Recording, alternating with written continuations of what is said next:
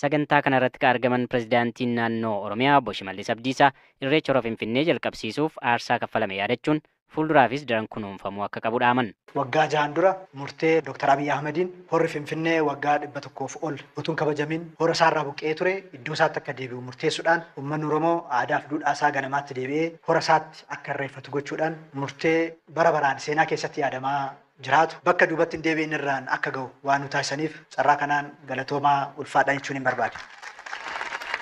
Kanaaf uummanni keenya waggaa jaha guutuu aadaan isaa guddachaa namni itti hirmaatu bal'achaa ayyaanicha ayyaana uummata Oromoo qofa hin taane ayyaana sabaaf sablammootaa ayyaana naannolee hundaa ayyaana biyyoota ollaa kan qaamni adda addaa keessatti hirmaatu ta'ee kan biyyi guutuun itti faayamu ta'aa dhufee jira.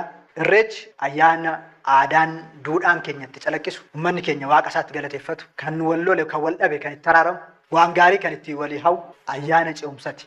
Ayyaana uummanni keenya garaagartummaa amantaatiin ol ta'ee tokkummaa isaa eeggatee ayyaana itti kabajatudha. Ayyaanni kun agarsiistuu tokkummaa uummata keenyaa ta'ee kan tajaajilaa jirudha. Kanaaf ayyaana olaanaa kanaan irra deebi'ee Waaqayyo nu gargaaree qormaata hedduu keessa nu dabarsee bu'aa bayii hedduu keessa nu dabarsee waan ifa kanaan nu dhaqqabeef Waaqayyo galateeffachuun barbaada. Aadaan keenya aadaa keenya jechaa akka jiraannu miti fedhiin keenya. Aadaan sirna ittiin jiraannu, sirna ittiin bulchinu, sirna oollee ittiin gallu, sirna ittiin uumaaf uumama faana ittiin wal qunnamnu.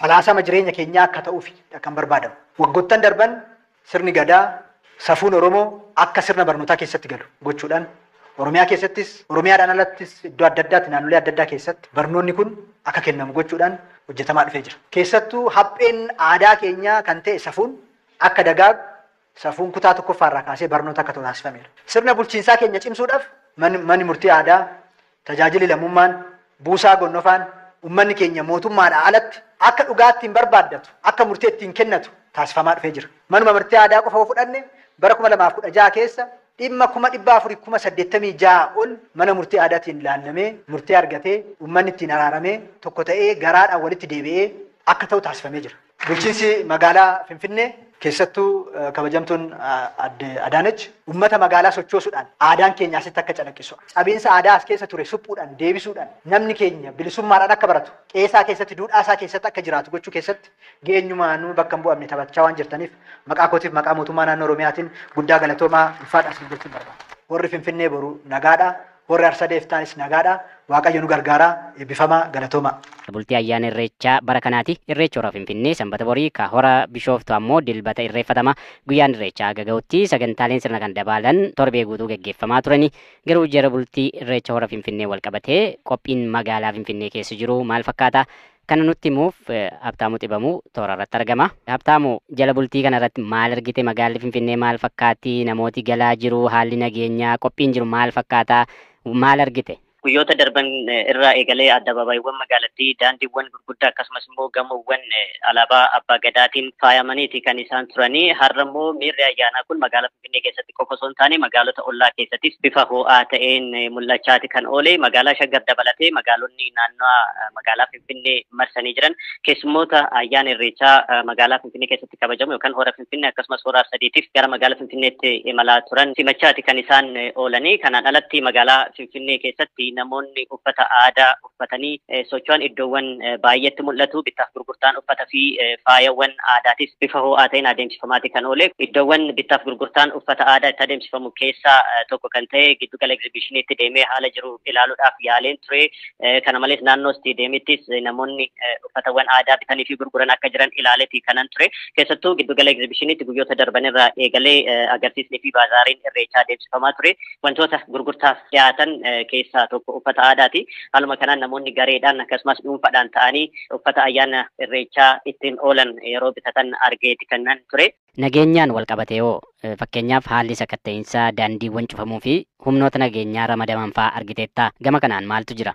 Magaalaa Finfinnee keessa sochiin qaamolee nageenyaatis daran dabaleeti kan jiru. Guyyaa har'aa keessattuu naannoo addabaabayii masqalaatti lakkoofsi humnooti nageenyaa baay'inaan mul'ata. Akkasumas kutaalee magaalattii yookaan daandiiwwan gurguddaa gara addabaabayii masqalaatti adeemsisan irratti jechuudha. Daandiiwwan gurguddaa gara addabaabayii masqalaa adeemsisan waaree boodarraa eegalee guutumaan guututti sochii namootaatiif akkasumas konkolaataatiif cufaa ta'aniiti kan isaan turanii. Sana booda sakatta'insi naannoo addabaabayii masqalaatti erga taasifame booda namoonni sakatta'amanii gara iddichaatti akka seenan yookaan warri achirraan darbu barbaadanis akka darban taasifamaati kan inni ture. Keessattuu naannoo hora Finfinneetti yookaan immoo naannoo addabaabayii masqalaatti jechuudha. Waaree booda naannoo isaa 10 walakkaa irraa eegalee namoonni sakatta'amanii akka seenan taasifamaa ture. Haaluma kanaan namoonni uffata aadaa isaanii uffatanii galgala kana addabaabayii masqalaatti dabarsan yookaan immoo asuma bulan jechuudha. Namoonni naannoo addabaabayii masqalaatti kanatti bifa sirbaa shubbisaa akka bulan inni yaadatama. Gaaf jala bultii ayyaana irreechaa hora Finfinnee jechuudha. Haaluma kanaan namoonni baay'een humnootii yookaan immoo qaamolee nageenyaa poolisii federaalaatiin sakatta'amanii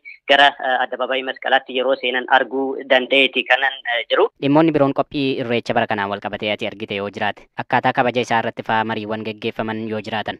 Dhimmoota gurguddoo magaalaa Finfinnee keessatti ayyaana irreechaa wajjin wal qabatanii adeemsifaman keessaa tokko fooramiin irreechaati. Erga waggoota muraasa darbanii as jechuudha. Haaluma kanaan fooramiin irreechaa bara kanaatis har'a godambaa yaadannoo injifannoo Adwaatti adeemsifameeti kan oole. Aangoonni mootummaa, abbootiin amantaa, abbootiin gadaa, haadholiin siiqee fi keessummoonni biroottis irratti hirmaataniiti kan isaan jiranii. Kanaan alatti Hamzaa ayyaana irreechaa as hora Finfinneetti akkasumas immoo iftaan gaaf sanbata guddaa hora Arsadiitti kabajamu gabaasuudhaafis miidiyaaleen biyya keessaa fi biyya alaa baajii saganticha yookaan immoo ayyaanicha gabaasuu isaan dandeessisu fudhachaa akka turanis taajjabuu danda'eera. Ayyee Habtaamuu yaadannoo biraan geesseef hedduu galatoomi.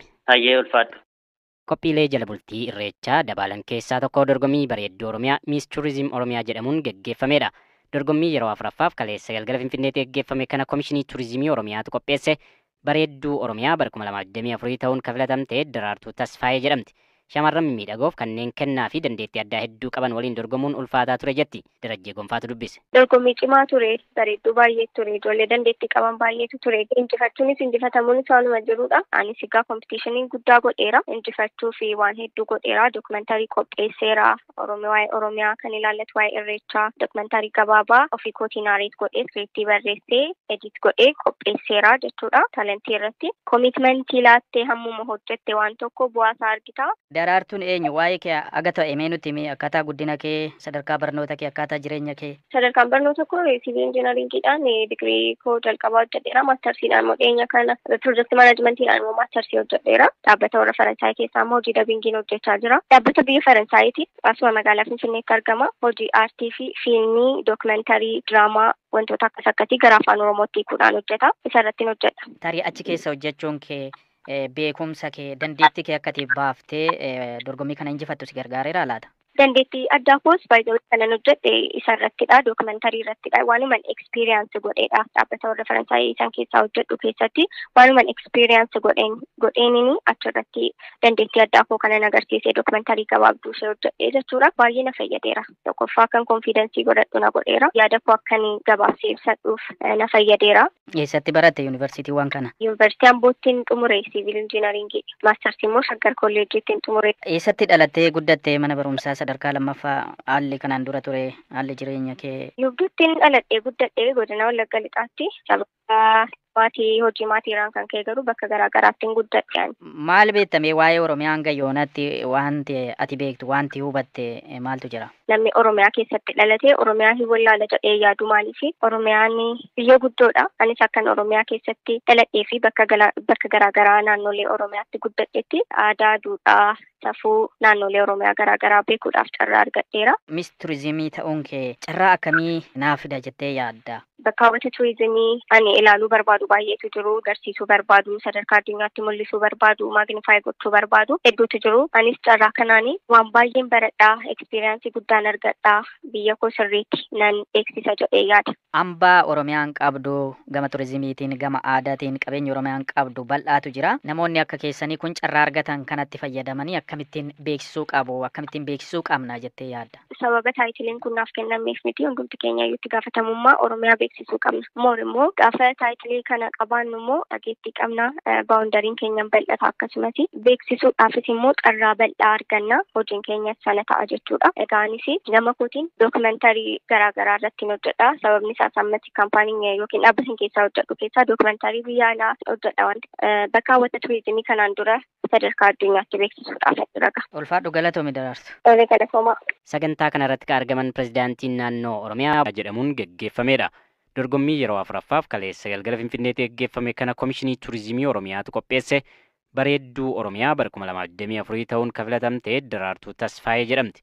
shamarran miidhagoof kanneen kennaa fi dandeettii addaa hedduu qaban waliin dorgomuun ulfaataa ture jetti. Darajjee Gonfaatu dubbise. Dorgommii cimaa ture, bareedduu baay'ee ture, ijoollee dandeettii qaban baay'eetu ture. Injifachuunis injifatamuunis waanuma jirudha. Anis egaa kompitiishinii guddaa godheera. Injifachuu fi waan hedduu godheera. Dookumentarii qopheesseera. Waa'ee Oromiyaa kan ilaallatu waa'ee Irreechaa. Dookumentarii gabaabaa ofii kootiin aareet godhee iskiriiptii barreessee edit godhee qopheesseera jechuudha. Taalentii irratti koomitmentii laattee hammuma hojjette waan tokko bu'aasaa argita. Daraartuun eenyu waa'ee kee aga ta'e mee nutti himi akkaataa guddina kee sadarkaa barnoota kee akkaataa jireenya kee. Sadarkaan barnoota koo siivil injiinaringiidhaan digirii koo jalqabaa hojjedheera. Maastarsiidhaan immoo dhiyeenya kana piroojeektii maanaajimentiidhaan immoo maastarsii hojjedheera. Dhaabbata warra Faransaayii keessaa immoo hojii dabingiin hojjechaa jira. Dhaabbata biyya Faransaayiti asuma magaalaa Finfinneetti argama. Hojii aartii fi fiilmii, dookumentarii, diraamaa wantoota akkas akkasii gara afaan Oromootti hiikuudhaan hojjeta. Isa irratti hojjedha. Tarii achi keessa hojjechuun kee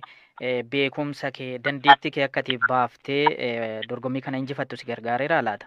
Dandeettii addaa koos baay'ee kanan hojjedhe isa irrattidha. Dookumentarii irrattidha. Waanuman ekspiriyaansi godheedha. Dhaabbata warra Faransaayii isaan keessaa hojjedhu keessatti waanuman ekspiriyaansi godheenini achirratti dandeettii addaa koo kanan agarsiisee dookumentarii gabaabduu ishee hojjedhee jechuudha. Baay'ee na fayyadeera. Tokkoffaa kan konfidensii godhadhu na godheera. Yaada koo akkan gabaabsee ibsadhuuf na fayyadeera.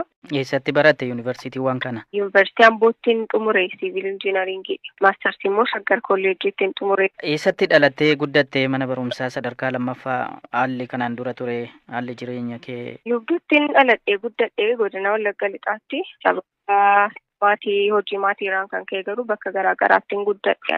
Maal beektamee waa'ee Oromiyaa hanga yoonatti wanti ati beektu wanti hubatte maaltu jira? Namni Oromiyaa keessatti dhalatee Oromiyaa hin wallaala jedhee yaadu maaliif? Oromiyaan biyya guddoodha. Anis akkan Oromiyaa keessatti dhaladhee fi bakka garaagaraa naannolee Oromiyaatti guddadhetti aadaa, duudhaa, safuu naannolee Oromiyaa garaagaraa